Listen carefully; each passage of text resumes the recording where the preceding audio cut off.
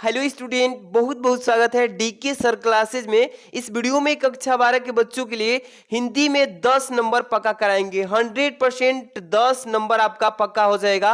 आज की इस वीडियो में देख लीजिए गद्य साहित्य से महत्वपूर्ण बहुविकल्पी प्रश्न। देखिए टोटल, देखिए गद्य साहित्य का महत्वपूर्ण बहुविकल्पी प्रश्न 30 बता देता हूं। इसके बाद देखिए पद साहित्य से महत्वपूर्ण बहुविकल्पी प्रश्न यहाँ पे 30, यानी कि टोटल आपको 10 नंबर की तैयारी। कहीं भी नहीं भटकना है कि बहुविकल्पी का प्रश्न कैसे तैयार होगा, क्योंकि पूरा चुनिंदा प्रश्न जो एक एक क्वेश्चन का एनालिसिस करके यहाँ पे 30 क्वेश्चन को सिलेक्ट किया गया है केवल गद्य साहित्य से, जो कि 5 नंबर का गद्य साहित्य से आएगा और 5 नंबर का पद साहित्य से। इसमें भी 30 क्वेश्चन को सिलेक्ट किया गया है। बहुत बेस्ट तरीका से एक एक प्रश्न का सलूशन बता देते हैं। ये वीडियो काफी इंपॉर्टेंट आप सबके लिए। 22 फरवरी को जाके छाप देना।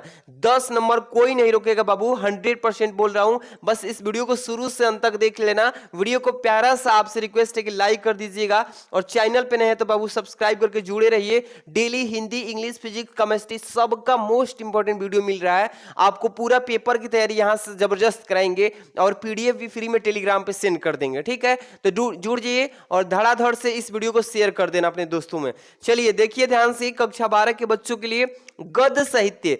गद्य साहित्य कहने का मतलब जो आपका पहला प्रश्न आएगा वो गद्य साहित्य से 5 प्रश्न आएगा, है ना।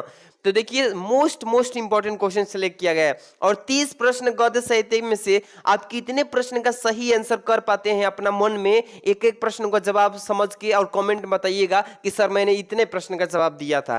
पहला प्रश्न है कि अशोक के फूल किस विधा की रचना है। देखिए बाबू, इसमें 4 विकल्प दिया है। मैं ज्यादा आपका टाइम लेना नहीं चाहता हूं, सीधे इस प्रश्न का आंसर बताऊंगा जो कि ऑप्शन में दिया रहेगा। ठीक है, देखिए बहुविकल्पी में ज्यादा टाइम नहीं लगाना है इसलिए क्योंकि ये तो कोई ट्रिक वाला चीज नहीं है और ये रट्टा मारने वाला है। क्योंकि देखिए इसमें कोई तो ट्रिक नहीं बता पाएंगे ना कि ये इस ट्रिक से इसका सॉल्यूशन निकाल लो। ये आपको समझ के याद करना है बस।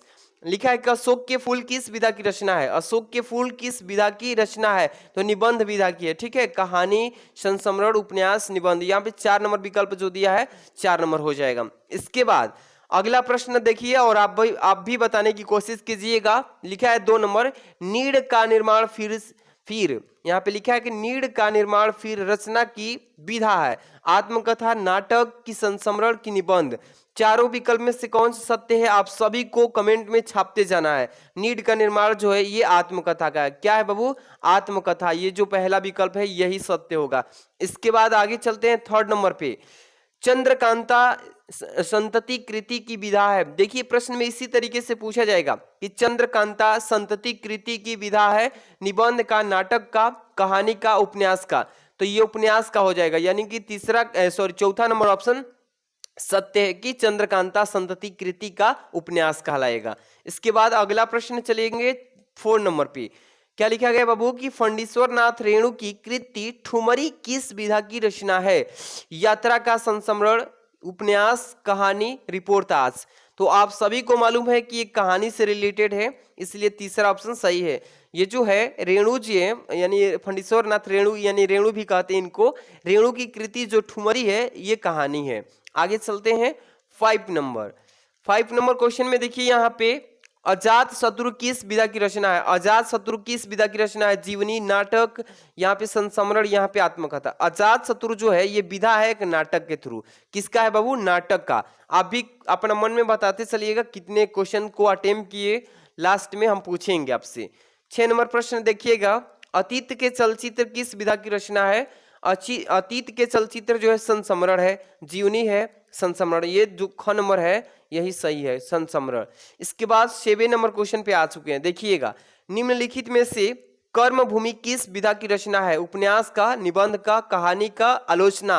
तो निम्नलिखित में से कर्म भूमि की बात किया है तो ये रचना विधा जो है उपन्यास का है, यानी पहला विकल्प सत्य। 8 नंबर देखिए, अगला क्वेश्चन 8 नंबर की आरोहण प्रमुख स्वामी जी के साथ मेरा आध्यात्मिक सफर कृति के रचनाकार कौन है। चलिए, आरोहण प्रमुख की बात कभी भी आ जाए तो इसका करेक्ट आंसर क्या होगा? डॉक्टर एपीजे अब्दुल कलाम के द्वारा ये कृति रचा गया था।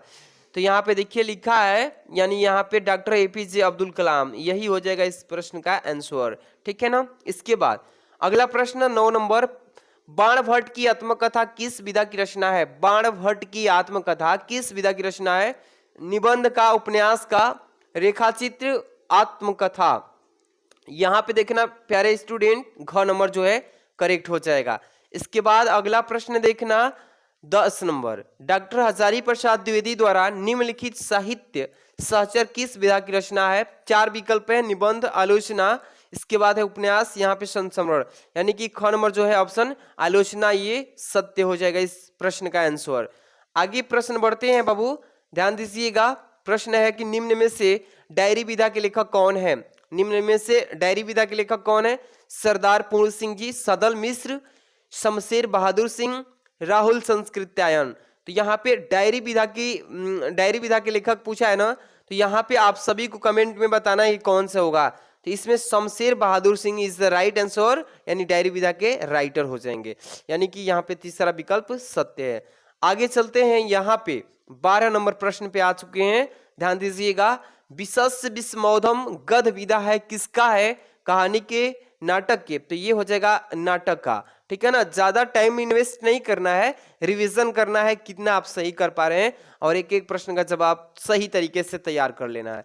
अगला प्रश्न देखिए 13 नंबर, हरिशंकर परसाई जैसे उनके दिन फिरे, जैसे उनके दिन फिरे किस विधा की रचना है? उपन्यास की, कहानी की, निबंध की कि नाटक की? तो हरिशंकर प्रसाद जी ने जैसे ही उनके दिन फिरे ये कहानी है, यानी कि याद रखिएगा ये कहानी विधा से ली गई है।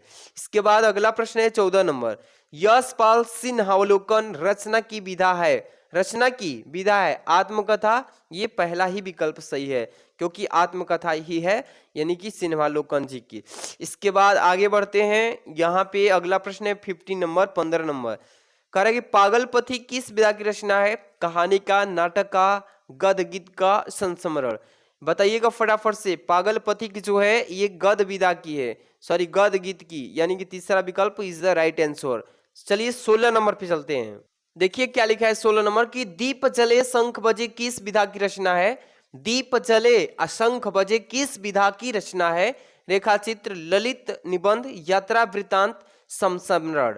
ये जो चौथा विकल्प देख रहे हैं संस्मरण, ये दीप जले शंख बजे के द्वारा विधा ये ली गई थी। इसके बाद अगला प्रश्न है 17 नंबर, पैरों में पंख बांधकर कृति की विधा है? पैरों में पंख बांधकर कृति की विधा है आत्मकथा, जीवनी की, यात्रा वृत्त? ये जो तीसरा विकल्प देख रहे हैं बाबू, ये तीसरा सही है, यात्रा वृत्त जो है ये कृति है पैरों में पंख बांधकर। इसके बाद अगला प्रश्न देखिए 18 नंबर क्वेश्चन पे चलते हैं, खड़ी बोली गद्य की प्रथम रचना है? खड़ी बोली गद्य की प्रथम रचना है कवि वचन सुधा का, गोरा बादल की कथा? ये जो ख नंबर विकल्प देख रहे हैं ये सही है, गोरा बादल की कथा है खड़ी बोली की प्रथम रचना। समझ में आ गया? आगे बढ़ते हैं। अब देखिए ये प्रश्न जो है ना पढ़ लेंगे तो कहीं भटकना नहीं है कि बहुविकल्पी कैसे तैयार करें, ये निचोड़ एक एक प्रश्न को चुन के बनाया गया है, सटीक तैयारी कर लेना, इतना में से ज्यादा क्वेश्चन फंसेंगे। देखिए 19 नंबर, भाषा योग वासिष्ठ के लेखक कौन है? भाषा योगा वशिष्ठ के लेखक कौन है? मुंशी सदा सुखलाल जी, लल्लू लाल जी। यहाँ पे देखिए राम प्रसाद निरंजनी, स्वामी दयानंद सरस्वती। इसका करेक्ट आंसर हो जाएगा राम प्रसाद निरंजनी, यानी कि ये जो है तीसरा विकल्प सत्य हो जाएगा बाबू, ठीक है। आगे बढ़ते हैं, यहाँ पे 20 नंबर क्वेश्चन को ध्यान देना, क्या है कि सदल मिश्र की रचना है? किसकी है? सत्यामृत प्रवाह, नासिक केतोपोख्यान, इसके बाद भारत सौभाग्य, भूतनाथ। तो सदल मिश्र की रचना की बात करें तो नासी पोख्यान है, ये जो है ख नंबर विकल्प सत्य है। आगे बढ़ते हैं 21 नंबर, यहां से देखिएगा ध्यान से, हिंदी की प्रथम पत्रिका उदंत मार्तंड के संपादक थे?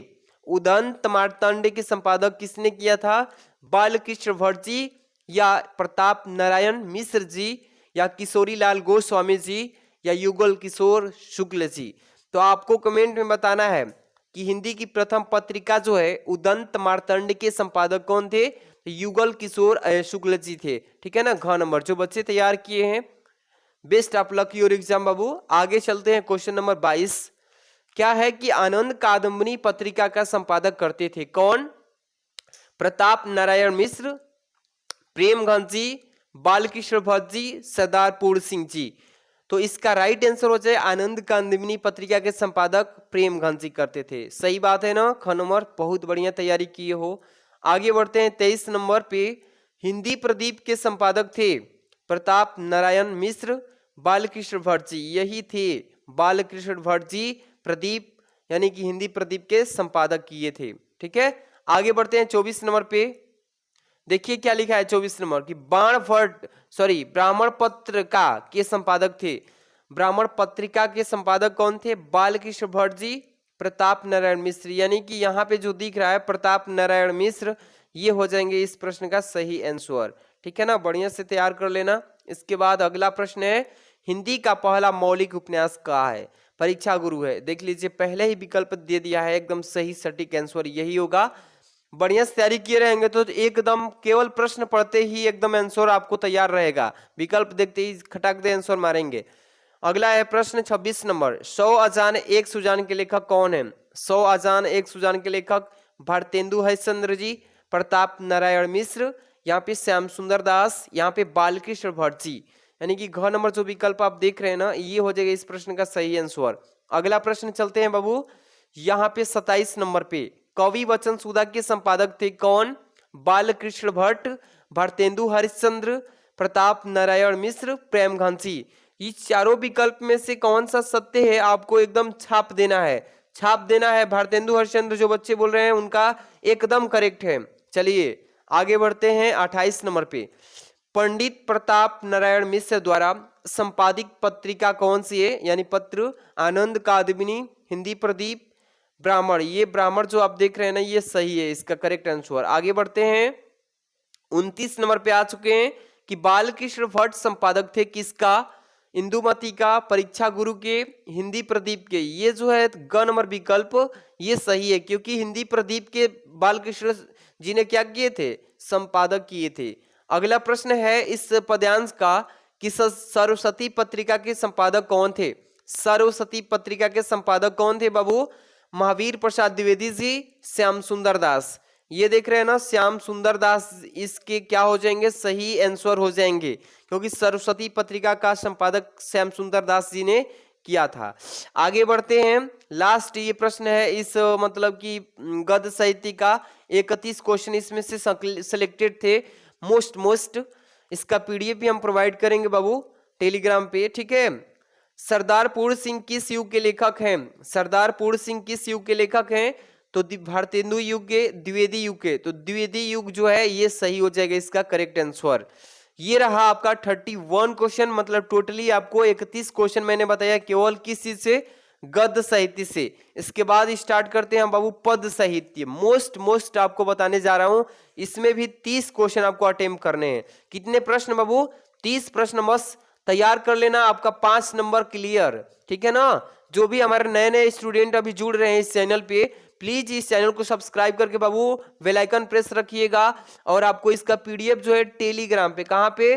टेलीग्राम पे हम आपको सेंड कर देता हूं, जहां पे आपको सर्च करना पड़ेगा डीके सर क्लासेज। यहाँ पे जैसे मैं लिख रहा हूँ ना डीके सर क्लासेज, जो चैनल का डीपी दिख रहा है फोटो, वैसा ही वहां पे भी मिलेगा। आराम से जाके जुड़ जाइएगा, और व्हाट्सएप ग्रुप का लिंक भी दे दूंगा, वहां पे भी जाके जुड़ जाना। ठीक है, ये देखिए पद साहित्य से महत्वपूर्ण बहुविकल्पी प्रश्न बता देता हूं। इसमें से टोटल 30 ही क्वेश्चन होगा, सभी का आंसर आपको बताना है। चलिए 30 प्रश्न तो उसमें गद्य साहित्य से कर लिया आपने, पद साहित्य में भी बताइएगा कि कितना आपने सही किया। पहला क्वेश्चन स्टार्ट करते हैं कि नई कविता युग की रचना है। नई कविता युग की रचना है, यमा है, खुशबू के शिलालेख है, यहाँ पे प्रलय है, यहाँ पे पूर्वा है। चलिए फटाफट से कमेंट में छापते चलिए, नई कविता किस युग की रचना है? तो खुशबू के शिलालेख। जो भी बच्चे कर रहे हैं खुशबू के शिलालेख हो जाएगा, उन सभी का सही है। आगे बढ़ते हैं प्रश्न संख्या यहाँ पे दूसरा पे। ठीक है, प्रगतिवादी युग काव्य धारा के प्रमुख कवि कौन है बाबू? प्रगतिवादी युग काव्य धारा के प्रमुख कवि कौन है? केदारनाथ अग्रवाल जी। यहाँ पे पहला ही जो विकल्प दिख रहा है ये सही सटीक आंसर जाएगा, यही होगा केदारनाथ अग्रवाल जी। ज्यादा विकल्प पढ़ने से क्या फायदा अगर आपको मिल गया यहीं पे आंसर। तो ध्यान दीजिए, कम समय में ज्यादा काम, इसी को बोलते हैं स्मार्ट वर्क। हार्ड वर्क तो जो होता है सब लोग करते हैं, लेकिन इस समय में, कीमती समय में स्मार्ट वर्क करके चलना है। यहाँ पे अगला प्रश्न है 3 नंबर, गिरजा कुमार माथुर किस काल की कवि हैं? गिरजा कुमार माथुर जी किस काल के कवि हैं? आदि काल, वक्ति काल, यहाँ पे दिया है रीति काल, यहाँ पे आधुनिक काल।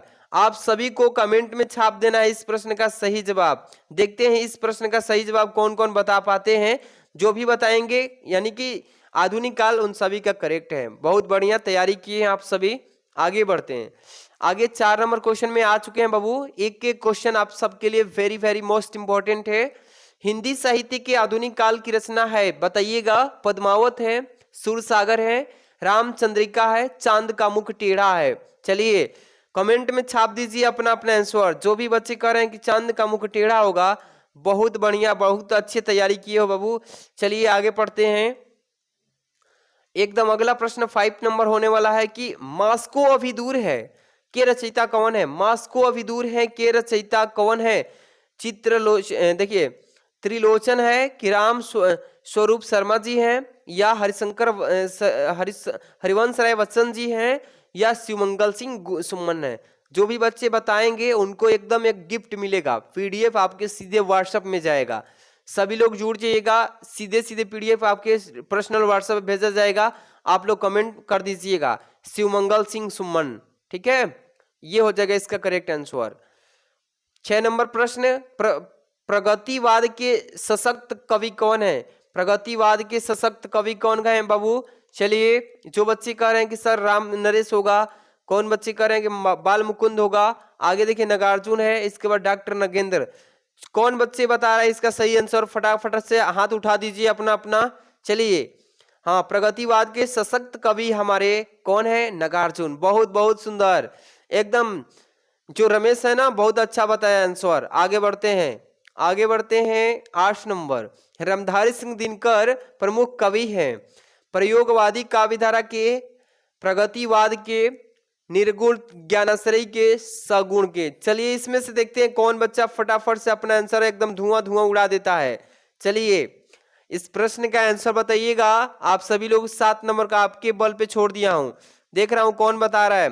हाँ प्रगतिवाद, बहुत सुंदर बहुत सुंदर। चलिए आगे बढ़ते हैं 8 नंबर पे। अगला क्वेश्चन पढ़िए कि बादल को घिरते देखा है रचना, बताइए किसकी है? मुक्तिबोध का, नागार्जुन का, त्रिलोचन का, अज्ञेय का। जल्दी बता दीजिए प्यारे स्टूडेंट। बोल रहे हो कि सर हाँ नागार्जुन का। बहुत सुंदर प्यारे रसगुल्लो। चलते हैं आगे की क्वेश्चन 9 नंबर पे। रश्मि रथी किस कोटि की रचना है? फटाफट से अपना आंसर कमेंट में छाप देना। रश्मि रथी किस कोटि की रचना है? महाकाव्य, खंड काव्य का? बहुत सुंदर मंगरू, खंड काव्य, बहुत सुंदर। अगला प्रश्न देखिए, हरी घास पर क्षणभर कृति की किसकी है? बताइएगा प्यारे स्टूडेंट, हरी घास पर क्षणभर कृति किसकी है? भवानी प्रसाद मिश्र, बालकृष्ण शर्मा, नवीन जी की, अज्ञेय जी की। हाँ मंगरू, बहुत सुंदर जा रहे हो, बहुत सुंदर। अज्ञेय जी, बहुत सुंदर। आगे बढ़ते हैं बाबू। देखना, देख रहा हूं कि सभी बच्चों में से कौन फटाक से इसका आंसर कर पाता है। जो करेगा आंसर उसको समझेंगे कि टॉप करेगा। 11 नंबर का, कि कितनी नावों में कितनी बार काव्य कृति है? फटाफट से। अज्ञेय, हरिवंश राय बच्चन, गिरिजा कुमार माथुर, सुमित्रा नंदन पंत। चलो मगरू जल्दी से लाइन में लग जा। हाँ बहुत सुंदर अज्ञेय बता रहे हो, बहुत सुंदर तैयारी किए हो। 22 तारीख को लग रहा है कि एकदम आग लगा दोगे पेपर में, बहुत सुंदर। 12 नंबर क्वेश्चन, अंगन के पार द्वार रचना है किसकी है? चलिए हरिशंकर, जयशंकर प्रसाद जी, क्या महादेव वर्मा, अज्ञेय, सुमित्रा नंदन पंत। वाह रे मंगरू, तुम तो एकदम पहले ही धाकड़ में दे रहे हो। ऐसे ही जवाब देते रहो, एकदम बहुत सुंदर। अतनी थोड़ा आप लोग ये काम करिए, जो बच्चे अभी तक लाइक नहीं, प्यारा सा लाइक कर देना बाबू। मोटिवेट हो जाता हूं आप लोग के लिए, थोड़ा और मेहनत करूंगा और धुआं वाला क्वेश्चन लेके आऊंगा कि आप लोग आगे लगाएंगे 22 तारीख को। चलिए अगला प्रश्न 13 नंबर, अज्ञेय द्वारा संपादित सप्तकों की संख्या कितनी है? चलिए अज्ञेय द्वारा संपादित सप्तकों की संख्या 1 है, 2 है, 3 है, 4 है। वाह रे मंगरू, 4। बहुत सुंदर मंगरू, 4 बता रहे हो। क्या आपको पहले से ऑलरेडी मालूम था कि 4 सप्तकों की संख्या आगे जी दिए थे? बहुत सुंदर। आगे पढ़ते हैं, देखते हैं मंगरुआ देता है या कौन। यहाँ पे क्वेश्चन है 14 नंबर, तार सप्तक के संपादक हैं। तार सप्तक के संपादक वाह वाह विनोद, तुम तो कमेंट मार दिए जी, इस बार तुम ही धाकड़ लगे। अगे जी बहुत सुंदर, पहला ही विकल्प सही गया। मंगरू इस बार पीछे रह गया। आप लोग अपना अपना एकदम दिमाग सटीक रखिए, कंसंट्रेशन बनाए रखिए। देखते हैं कि आप 30 प्रश्न में कितना फिक्स करके बता देते हैं।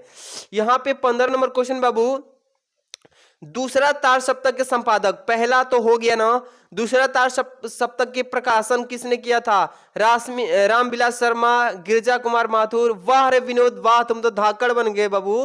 केदारनाथ सिंह, यहाँ पे देखिए भवानी प्रसाद मिश्र। वाह वाह वाह रे तुम, मंगरू भी आ गया लाइन पे। दोनों का एकदम जवाब सही, बहुत बच्चे सही बता रहे हैं, भवानी प्रसाद मिश्र। चलिए बहुत सुंदर, आगे चलते हैं 16 नंबर। हाँ चलिए 16 नंबर क्वेश्चन का देखते हैं कौन सा पहले नंबर बच्चा इसका जवाब देता है। दूसरा तार सप्तक का प्रकाशन वर्ष। वाह विनोद, सनोज, उपेंद्र, कमलेश, वाह सत्यम, क्या जवाब दे रहे हो? मंगरुआ पीछे चल रहे हो बाबू। दूसरा तार सप्तक का प्रकाशन वर्ष 1943, 1959। वाह क्या धमाल मचाए है। 1951, बहुत सुंदर जा रहे हो बाबू। आप लोग एकदम, हमारा आशीर्वाद रहेगा ना तो एकदम 85+ लाओगे इस बार, देख लेना। चलिए 17 नंबर, तीसरा तार सप्तक का प्रकाशन वर्ष बताई दो धड़ाधड़। वाह मंगरू इस बार टारगेट में चल रहा है। विनोद, जयपाल, बहुत सुंदर, सत्यम, हकड़ू, ये कहां से आ गया बाबू? अरे वाह हकड़ू भी, इसका मतलब 1959 बता रहे हो, सबका सही जा रहा है। चलिए आगे प्रश्न बात करते हैं। यहाँ पे 18 नंबर पे, छयवाद स्थूल के प्रति सूक्ष्म का विद्रोह है कथन। चलिए देखते हैं सभी में से कौन फटाफट से बता देता है। वाह डॉक्टर हजारी प्रसाद द्विवेदी, गुलाब राय, डॉक्टर धीरेन्द्र वर्मा, डॉक्टर नगेंद्र वर्मा। वाह रे रमेश तो इसमें टॉप में जा रहा है, बहुत सुंदर। मंगरू भी, विनोद भी, सनोज, उपेंद्र। अरे बहुत बहुत कमेंट बहुत जा रहा है, बहुत सुंदर जा रहा है। हाँ डॉक्टर नगेंद्र, बहुत बहुत बच्चे 4 नंबर बता रहे हैं। चलिए तैयारी एकदम धाकड़ किए हैं। इसके बाद 19 नंबर, कौन सा कवि छयवाद युग का नहीं है? चलिए बता दीजिएगा छयवाद के कौन से नहीं है। निराला जी, जयशंकर प्रसाद, महादेव वर्मा, अगे जी, बहुत बच्चे बहुत सुंदर 4 नंबर जा रहे हो। आगे बढ़े बाबू। हाँ 20 नंबर पे आ गए हैं बाबू। आप लोग के लिए इतना मेहनत करते हैं, आप ही बताइए। आप लोग के लिए पूरा हम नोट्स भी फ्री में देंगे, एक एक प्रश्न का, एक एक मतलब सब्जेक्ट का। आप लोग से एक ही रिक्वेस्ट हम करते हैं बाबू कि प्लीज छोटा सा आपका एक मतलब थम्स अप चाहिए, मतलब लाइक कर देना। चैनल पे नए हैं तो सब्सक्राइब करके जुड़े रहिए। आप ही लोग के लिए फायदा के लिए बोल रहा हूँ। डेली वीडियो मिलेगी, आप लोग को मनोरंजन के साथ तैयारी कराया जाएगा। सुमित्रा नंदन पंत को सोवियत लैंड नेहरू पुरस्कार किस कृति पर मिला है? बताइएगा। वाओ मंगरू एकदम टारगेट कर लिया कि मैं सर इस बार 95 लाऊंगा। वाओ कला और बूढ़ा चांद, लोकायतन, चिदम्बरा, स्वर्ण किरण, बहुत सुंदर। मंगरू एकदम बहुत अच्छे जा रहे हो मंगरू। लोकायतन, जो भी बच्चे लोकायतन बता रहे हो सबका सही है बाबू। चलिए नेक्स्ट क्वेश्चन आप सबके स्क्रीन पर दिख रहा होगा 21 नंबर, नौका विहार कविता का संबंध किस नदी से है? बताइएगा। गंगा नदी से, यमुना से, सरस्वती, घाघरा नदी से। जो भी कह रहे हैं कि नौका विहार जो है ये कविता हमारी गंगा नदी से संबंधित है, उन सभी हमारे प्यारे रसगुल्लों का एकदम छेना बांटने के काम कर दिए हो। आगे बढ़ते हैं 22 नंबर, कामायनी के प्रथम सर्ग का नाम बताइएगा। कामायनी के प्रथम सर्ग कौन सी है? चिंता। वाओ मंगरू एकदम चिंता कर दिया कि मुझे 95 लाना है, एकदम धुआं कर रहा है। आगे बढ़े। हाँ 23 नंबर 23 नंबर, लहर के रचनाकार हैं जयशंकर प्रसाद, गिरजा कुमार माथुर, हरिवंश राय बच्चन, सुमित्रा नंदन पंत। चलिए मंगरू टारगेट कर लो। और रमेश, विनोद, उपेंद्र, सनोज, कपटरी, ये क्या क्या नाम के आ रहे हैं बच्चे? जयशंकर प्रसाद बोल रहे हैं। चलिए सबका सही है। आगे बढ़े बाबू। चलिए देख रहे हैं अगला क्वेश्चन 24 नंबर बाबू, छयवाद की विशेषता है। छयवाद की विशेषता बताइए। इतिवृत्तात्मकता, बहुत सुंदर जा रहे हो आप लोग। एकदम इस बार लग रहा है कि एकदम बहुत सुंदर तैयारी किए हो बाबू। इतिवृत्तात्मकता, जो भी बच्चे कह रहे हैं कि इतिवृत्तात्मकता होगा उन सभी का गलत। इसका करेक्ट आंसर क्या होगा बाबू? सौंदर्य एवं प्रेम होगा। बहुत सुंदर, जो भी बच्चे करेंगे सौंदर्य एवं प्रेम होगा उन सभी का सही है। आगे बढ़ते हैं। आगे बढ़े ना 25 नंबर क्वेश्चन पे, सुमित्रा नंदन पंत को ज्ञानपीठ पुरस्कार उनकी किस रचना पे मिला है? तो इसका आंसर बता दो युगांत पर। डायरेक्ट मैं बता दे रहा हूं, टाइम ज्यादा नहीं लेना है बाबू, युगांत हो जाएगा। इसके बाद चलेंगे 26 नंबर का आंसर बताइएगा। प्रकृत का सुकुमार कवि किसको कहा गया है? प्रकृत के सुकुमार कवि किसको बोला गया है? सुमित्रानंदन पंत। बहुत सुंदर मंगरू, एकदम तुम टारगेट बना लिए हो। आगे बढ़ते हैं क्वेश्चन नंबर 27 पे। 27 नंबर पे झगरू आगे हो, बहुत सुंदर, झगरू भी जुड़ गया। परिवर्तन किस कवि की रचना है? परिवर्तन किस कवि की रचना है? सुमित्रानंदन पंत जी की, निराला जी की, रत्नकार धूमिल का। हाँ, सुजीत, सरबजीत, रमेश, झगरू महतो सभी जुड़ चुके हैं। सुमित्रानंदन पंत, जो भी बच्चे कर रहे हैं सबका सही है। आगे बढ़ते हैं 28 नंबर क्वेश्चन पे देखिएगा कि उर्मिला किस विरह वर्णन संकेत के किस सर्ग में है? चलिए जल्दी से, हाँ सरबजीत जल्दी जल्दी कमेंट मार दो बाबू।